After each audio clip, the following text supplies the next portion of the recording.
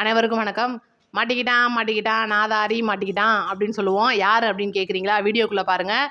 நம்மளுடைய தமிழக அரசு சார்பில், தமிழக வெற்றி கழக சார்பில் சில பேர் இந்த நாதாரி மேலே வழக்கு போட்டிருக்காங்க. எப்படி தப்பிக்க போகிறார் அப்படின்றத நம்ம பொறுத்திருந்து பார்ப்போம். அதுக்கப்புறம் பார்த்தீங்கன்னா, அமைச்சர் சரத் அவர்கள் இந்த போதைப்பொருள் விஷயம்லாம் தாண்டி இன்னைக்கு, அதாவது நேற்று ஈவினிங் மிகப்பெரிய ஒரு ஸ்பீச் ஒன்று கொடுத்துருக்காரு முதல் முறையாக. என்ன அப்படின்றதை நான் வீடியோக்குள்ளே சொல்லிடுறேன். நம்மளுடைய தமிழக அமைச்சரவையில் இருக்கிற அமைச்சர்கள் மற்றும் எம்எல்ஏக்களுக்கு மிகப்பெரிய ஒரு புது வழியை ஒன்று நம்மளுடைய முதலமைச்சர் சொல்லியிருக்காரு. அதை பற்றி நம்ம விரிவாக வீடியோக்குள்ளே பேசுவோம். சேனலுக்குள்ளே வந்தவங்க லைக் அண்ட் சப்ஸ்கிரைப் பண்ணிக்கோங்க. நம்மளுடைய சேனல் வீடியோவுக்கு ஒரு லைக்கை பண்ணிட்டு நிறைய பேருக்கு ஷேர் பண்ணி விடுங்க. உங்களுடைய கமெண்ட்டில் சொல்லிடுங்க. இப்போ பார்த்தீங்கன்னா, நாதாரி அப்படின்னு சொல்லிட்டு தமிழக முதலமைச்சர் அவர்களை விமர்சித்த ராசா அவர்கள் என்னன்னா, இதுக்கு முன்னாடி நம்மளுடைய முதல்வர் அவர்கள் ஒரு ஸ்பீச் கொடுத்துருப்பாரு சட்டசபையில். அப்போ பார்த்தீங்கன்னா, ராசா என்ன பண்ணிட்டாரு, முன்னாள் மதிவாணன் அவர்கள் அவருடைய இல்ல திருமண விழாவில் பேசியிருக்கிற ராசா அவர்கள் நம்மளுடைய முதல்வர் அவர்களை எப்பேற்பட்ட அறிஞர் அண்ணா, எம்ஜிஆர் அவர்கள், கலைஞர் கருணாநிதி அவர்கள்லாம் இருந்த இந்த சட்டப்பேரவையில் நாதாரி இருக்காருன்னு சொல்லிட்டு ஒரு மோசமான விமர்சனம்.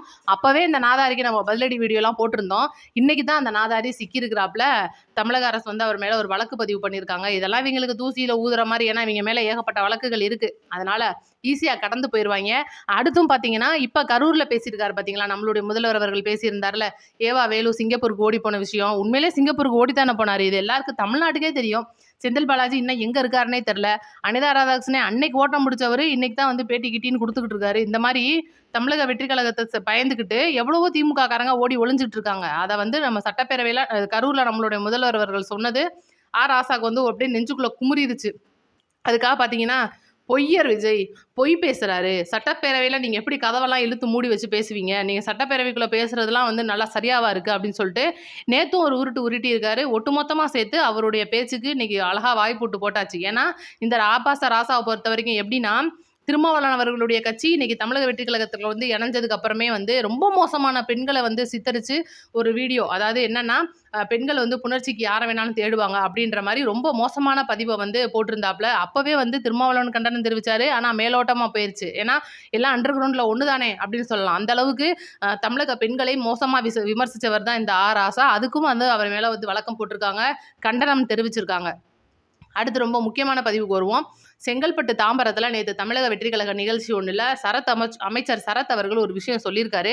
ரொம்ப நாள் பார்த்தீங்கன்னா இவர் சைலண்ட்லேயே இருந்தார். நிறைய பேர் கேட்டிங்க, என்னதான் ஆச்சு, ஒரு மேலே ஒரு குற்றச்சாட்டு வந்துச்சு, அதெல்லாம் இன்றைக்கி நம்ம தாண்டி வந்திருக்கோம், இது என்னதான் எந்த நிலைமையில இருக்குது அப்படின்னு சொல்லி கேட்கும்போது அவர் வந்து நேற்று ஒரு நிகழ்ச்சியில் பேசியிருக்காரு. என்ன பேசியிருக்காருன்னா, இன்றைக்கி தமிழக வெற்றி கழகம் அரசு வந்து இன்றைக்கி தமிழக அரசாக மாறி மக்களுக்கு நல்லது செய்யணும்னு நினச்சாலும் அந்தந்த ஏரியாவில் இருக்கிற அமைச்சர்கள், எம்எல்ஏக்கள், தமிழக வெற்றி கழக அமைச்சர்கள் வந்து வேலை செய்யணும்னு நினச்சா கூட அடிமட்டத்தில் இருக்கிற அந்த உள்ளாட்சி துறைகளில் இருக்கிற கவுன்சிலர்கள், மேயர்கள், இந்த மாதிரி ஆட்கள் அரசு கொடுக்குற உதவிகளையும் அவங்க செய்கிற அந்த நல்ல திட்டங்களையும் மக்களிடையே கொண்டுட்டு போய் சேர விட மாட்டேன்றாங்க அப்படின்றது அமைச்சர் அவர்களுடைய ரொம்ப பெரிய குற்றச்சாட்டா இருக்கு.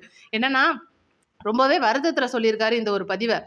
நம்ம வந்து என்னதான் செய்யணும்னு நினச்சாலும் அடிமட்டத்தில் இருக்கிறவங்க, கீழே வேலை செய்கிறவங்க எதுவுமே செய்ய விட மாட்டேன்றாங்க. ஏன்னா இன்னைக்கு உள்ளாட்சித்துறையை திமுக கையில் வச்சிருக்கு அப்படின்றதையும் சொல்லாமல் சொல்லி இந்த வருந்தத்தக்க பதிவை வந்து பதிவு பண்ணியிருக்காரு. இதுதான் வந்து முக்கியமான விஷயம். ஏன்னா அமைச்சர் சரத் அவர்கள் இவ்வளோ நாள் அமைதியாகவே இருந்தாரே, அமைச்சரவை விட்டு வெளியிலலாம் போகிறாரு அப்படின்ற மாதிரிலாம் வதந்தி பரவச்சு இதுக்கு வந்து முற்றுப்புள்ளி வைக்கிற விதமாக இன்னைக்கு மறுபடியும் வந்து நான் அரசியல் பேசுவேன்னு சொல்லிட்டு ஒவ்வொரு மேடையிலையும் இன்னைக்கு தில்லா பேசுறதுக்கு ஆரம்பிச்சிருக்காரு. ரைட்டா? இப்போ அடுத்து முக்கியமான விஷயத்துக்கு வருவோம். நம்மளுடைய தமிழக அமைச்சரவையில் இருக்கிற ஒரு மிகப்பெரிய மாற்றம் மற்றும் எம்எல்ஏக்களுக்கும் ஒரு மிகப்பெரிய மாற்றத்தை முதல்வர் அவர்கள் கொண்டுட்டு வர போறாரு. என்னன்னா, இன்னைக்கு திமுக மற்றும் அதிமுக இந்த கட்சி இரண்டுக்குமே நடுவில் நம்ம மிகப்பெரிய ஒரு இமயமலையாக இருக்கிற இந்த சூழ்நிலையில் இந்த திமுக இன்னைக்கு நம்ம மேலே குதிரை பேரம் அப்படின்றத ஒன்று தொடுக்குறாங்க. செந்தில் பாலாஜியும் சரி, இதுக்கு இன்னும் கூட நிறைய ஆட்கள் இருக்காங்க. செந்தில் பாலாஜி மாட்டிட்டனால அவர் பேர் வந்து இன்னைக்கு வெளியில் வருது. மாட்டாதவங்க நிறைய பேர் இருக்காங்க. தமிழக வெற்றி கழக எம்எல்ஏக்களை மிகப்பெரிய அளவில் அணுகி நீங்கள் வந்து சட்டப்பேரவையில் சபாநாயகருக்கு எதிராக தீர்மானம் கொண்டுட்டு வரும்போது நீங்கள் கை தூக்குனீங்க அப்படின்னா உங்களுக்கு வந்து மிகப்பெரிய அளவில் ஒரு அமௌண்ட் நாங்கள் தருவோம்னு சொல்லிட்டு குதிரை பேரத்தில் ஈடுபட்டுக்கிட்டு இருக்காங்க. இந்த ஒரு விஷயத்தை தடுக்கிறதுக்காகவும், ஏன்னா இன்றைக்கி தமிழக அமைச்சரவையை பொறுத்த வரைக்கும் இளைஞர்கள் அதிகமாக இருக்காங்க. முழுசாக புதியவர்கள் அரசியலுக்கு வந்திருக்கிறவங்க, அவங்களுக்கு இந்த அரசியலை பற்றி தெரியாது. குறிப்பாக கூவார் மாதிரி இருக்கிற திமுகவுடைய அரசியலை பற்றி தெரியாது. அப்படின்றனால நம்மளுடைய முதல்வர் அவர்களும் அவருடைய ஆலோசகரும் வந்து சேர்ந்து பார்த்தீங்கன்னா ஒரு முடிவு எடுத்திருக்காங்க. அமைச்சர்கள் மற்றும் எம்எல்ஏக்களுக்கு புதிய ஃபோன்ஸ் மற்றும் புதிய சிம் கார்டு வழங்க போகிறாங்க. ஒவ்வொரு நிர்வாகிகள், மாவட்ட நிர்வாகிகள், ஒவ்வொரு மாவட்ட செயலாளர்கள் மற்றும் எம்எல்ஏ அமைச்சர்களுக்கு இந்த ஒரு மிகப்பெரிய விதியை கொண்டுட்டு வந்திருக்காங்க. இதை வந்து இவங்க சீக்கிரமா அரங்கேற்ற போறாங்க.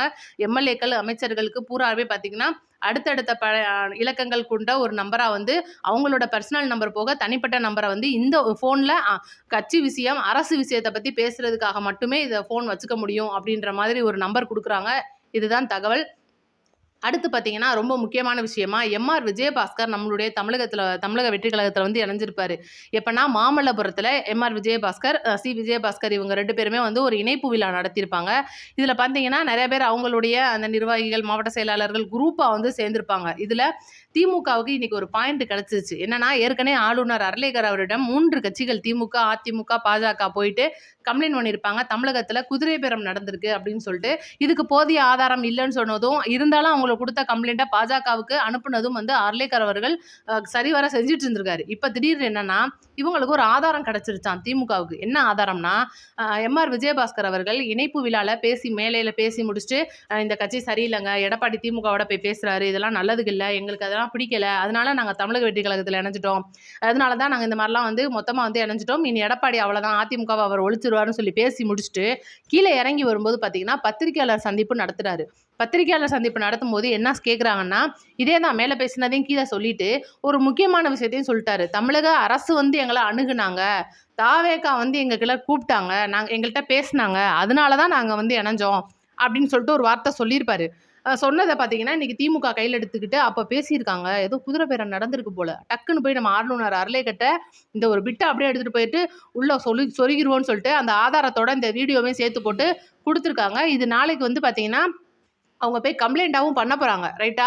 இப்போ இதில் முக்கியமான விஷயம் என்ன அப்படின்னு பார்த்தீங்கன்னா எம்ஆர் விஜயபாஸ்கர் அவர்கள் பேசுனது வேற விஷயம். என்னன்னா நாங்கள் தமிழக அரசு அதாவது தாவேக ஆள்கள் நாங்கள் ஆல்ரெடி பேசியிருந்தோம், அவங்க எங்களெல்லாம் அனுப்பிச்சு நாங்கள் எல்லாம் ஒட்டுமொத்தமாக முடிவு பண்ணி எம்ஆர் விஜயபாஸ்கர் சி விஜயபாஸ்கர் எங்களுடைய நிர்வாகிகள் மாவட்ட நிர்வாகிகள் அவங்க சைட்லேருந்து அதாவது நம்மளுடைய தமிழக வெற்றி கழக சைட்லேருந்து பேசினவங்க ஒட்டுமொத்தமாக ஒரு அறையில் உட்காந்து பேசியிருக்கோம். எல்லாரும் பேசி தான் இந்த முடிவு எடுத்திருக்கோமே தவிர அவங்க வந்து எங்ககிட்ட அணுகலை, நாங்களாக தான் போனோம் அப்படின்றதையும் சொல்லியிருப்பாரு.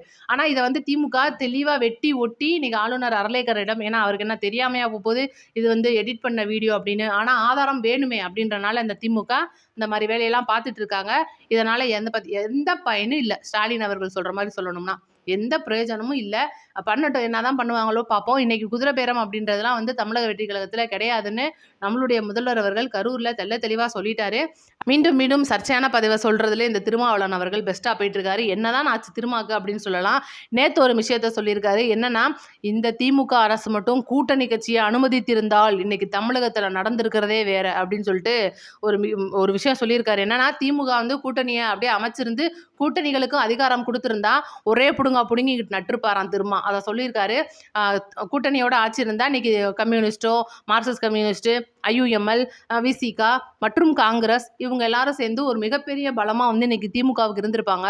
ஆனால் தலைவர் வந்து ஸ்டாலின் அவர்கள் அதை மறுத்துட்டாருன்னு சொல்லிட்டு மீண்டும் மீண்டும் சர்ச்சையான பேச்சையே எப்படி தமிழக வெற்றி கழகத்தில் ஒரு அமைச்சர் பதவியும் வாங்கிக்கிற வேண்டியது, ஆட்சிக்குள்ளேயும் அதிகாரத்துக்குள்ளேயும் நான் வருவேன்னு சொல்லிக்க வேண்டியது, அங்கே அடப்பெடுத்தது பத்தாதுன்னு இங்கே வந்து அடப்பெடுக்க வேண்டியது, அதுக்கப்புறம் பார்த்தா நாங்கள் இல்லைன்னா நீங்களே இல்லைன்னு சொல்லிக்க வேண்டியது, வன்னியரசு அவர்கள் இன்னைக்கு அமைச்சராக சிறப்பாக செயல்பட்டுக்கிட்டு இருக்காருன்றதை தாண்டி எனக்கு திருச்சி கிழக்கில் வேணும்னு சீட்டு கேட்க வேண்டியது, அதுக்கப்புறம் பார்த்தா வாரிய தலைவர் பதவி 2 வேணும்னு ஆதவர்ஜுனாட்ட சொல்லி கெஞ்ச வேண்டியது. இதுதான் இந்த திருமாவுடைய வேலையாக இருக்குது. இந்த திருமா நமக்கு எதுக்குன்னு சொல்லிட்டு நம்மளுடைய சப்ஸ்கிரைபர்ஸும் சரி நம்மளுடைய தமிழக மக்களும் நிறையா பேர் கேட்டுட்டு இருக்காங்க. அதனால மக்களே திருமா எப்போவுமே தமிழக வெற்றி கழகத்துக்கு தேவையில்லை. அதனால பார்த்தீங்கன்னா நம்மளுடைய முதல்வர் அவர்கள் மிகப்பெரிய ஒரு முடிவை எடுக்கலான் இருக்காரு. அந்த முடிவு என்ன அப்படின்றத நான் அடுத்தடுத்த வீடியோக்குள்ளே சொல்கிறேன். ரொம்ப முக்கியமான விஷயமா நேதாஜி டிவியோட ஐயா வரதராஜன் அவர்கள் கரூர் சம்பவத்திலலாம் வந்து பார்த்தீங்கன்னா முதல்வர் அவர்களுக்கு சாதகமாக பேசி சிறைக்கெல்லாம் சென்றிருக்கிறாப்புல. ஒரு 4-5 நாள் நினைக்கிறேன். அவர்லாம் அன்னைக்கே அதாவது அந்த சம்பவம் நடந்த மறுநாள் அவருடைய வீடியோவில் இது யார் மேலே தப்புன்றதா அவருடைய வயது மூப்பு அரசியல்வாதி அவர் மிகப்பெரிய ஒரு இதில் யோசித்து சொல்லியிருந்தாரு. பார்த்தீங்கன்னா அதை காவல்துறையெல்லாம் கூட அவளை அரெஸ்ட் போய் விசாரணைலாம் பண்ணியிருந்தாங்க. அந்த அளவுக்கு ஒரு வருத்தப்பட்ட ஒரு நபர் நம்மளுடைய முதல்வர் அவர்களை சந்திக்க முடியாமல் அவருடைய வீடியோவில் ரொம்ப வருத்தப்பட்டு பேசியிருக்காரு. நம்மளுடைய சப்ஸ்கிரைபர் நிறைய பேர் வந்து கேட்குறீங்க, அக்கா அந்த வரதராஜன் ஐயா அவர்களை கோரிக்கை வைங்க முதல்வருக்கு, அவரை சீக்கிரமாக முதல்வர் அவர் சந்திக்கணும் அப்படின்னு சொல்லிட்டு. கண்டிப்பாக நம்மளுடைய முதல்வர் அவர்கள் ஐயா வரதராஜன் அவர்களை சீக்கிரமாக கூப்பிட்டு பேசுவார் அப்படின்னு நம்ம நம்புவோம். உங்கள் எல்லாருக்குமே அதுதான் நீங்கள் கேட்டதுக்கு என்னங்க நான் பேசியிருக்கேன். எனக்கு கூட அந்த ஆசை வந்ததில்லை. ஏன்னா கண்டிப்பாக அவளெல்லாம் போய் பார்க்க முடியாது. நம்மளே வந்து அண்ணன் கூப்பிடுவாரா அப்படிலாம் தெரியாது. ஐயா வரதராஜன் அவர்களே அண்ணன் கூப்பிட்டு பேசணும் அப்படின்றது நம்மளுடைய ஒரு கருத்து. நிறைய விஷயம் அடுத்தடுத்து பேச வேண்டியிருக்கு. நம்ம வீடியோவை 4 பேருக்கு ஷேர் பண்ணி விடுங்க. நன்றி, வணக்கம். அடுத்த வீடியோவில் சந்திப்போம்.